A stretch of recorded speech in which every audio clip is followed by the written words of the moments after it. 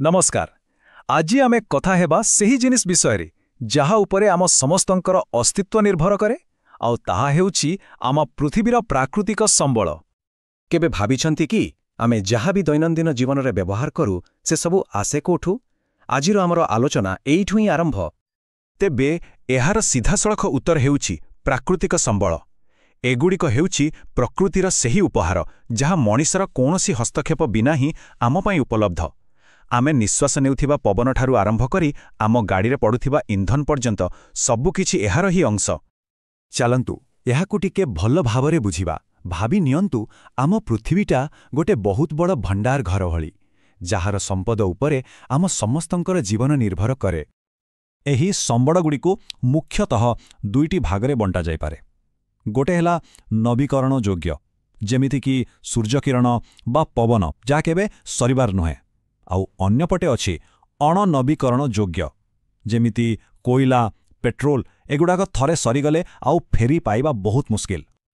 किंतु कथा हेउछि आमर एही जो प्रगति एथिपाई प्रकृति को बहुत बड़ मूल्य देबाको पड़ुछि। तेबे आसंतु देखिबा आमे व्यवहार करुथिबा संबळर प्रकृत परिणाम कोन हेउछि।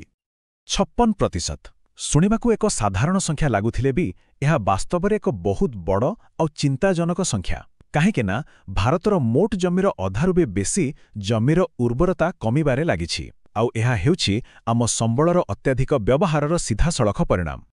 हेले एही भूमि अवक्षय हेउछि काहेकि? देखंतु एहा पछरे अनेक कारण अछि।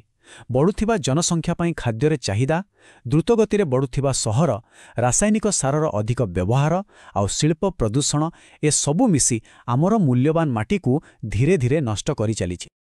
आउ एही समस्या केते गंभीर ताहा एही संख्यारो अंदाज करि हेबो।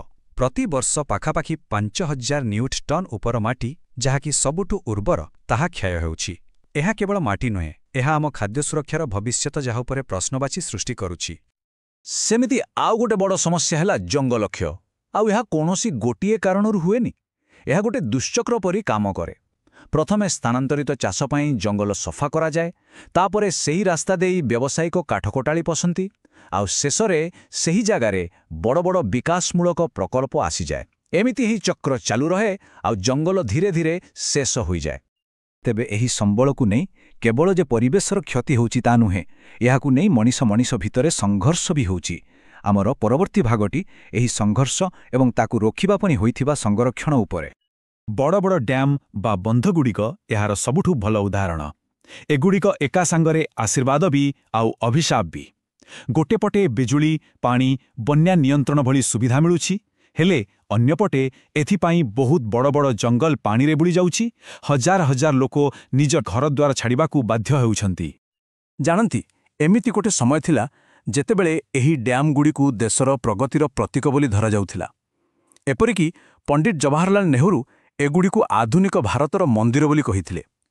किंतु आज समय बदलिछि आउ एही मंदिर पाई परिवेश को केते मूल्य देबाकू पड़ुछि ताकू ने प्रश्न उठुछि। हेले जेतेबेले विकासर नारे परिवेशर उपरे आंच आसे सेतेबेले लोकमाने चुप बसंती नाही।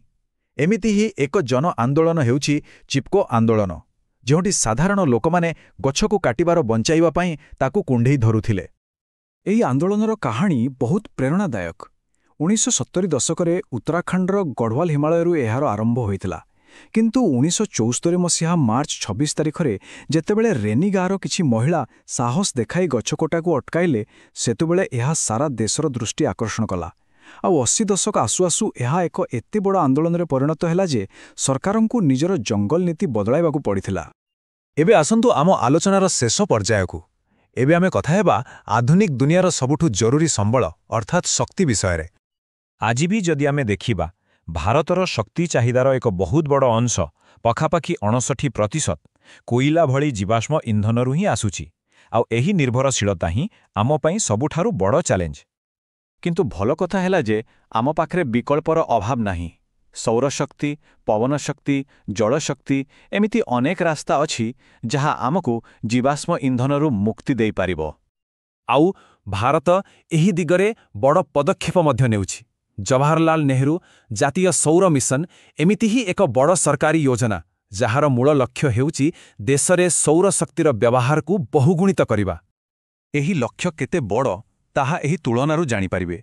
2022 ପାଇଁ ପ୍ରଥମେ ଲକ୍ଷ୍ୟ ଥିଲା 80,000 ମେଗାୱାଟ୍ ସୌରଶକ୍ତି, କିନ୍ତୁ ପରେ ଏହି ଲକ୍ଷ୍ୟକୁ ସିଧା 5 ଗୁଣ ବଢ଼ାଇ 1 ଲକ୍ଷ ମେଗାୱାଟ୍ କରିଦିଆଗଲା।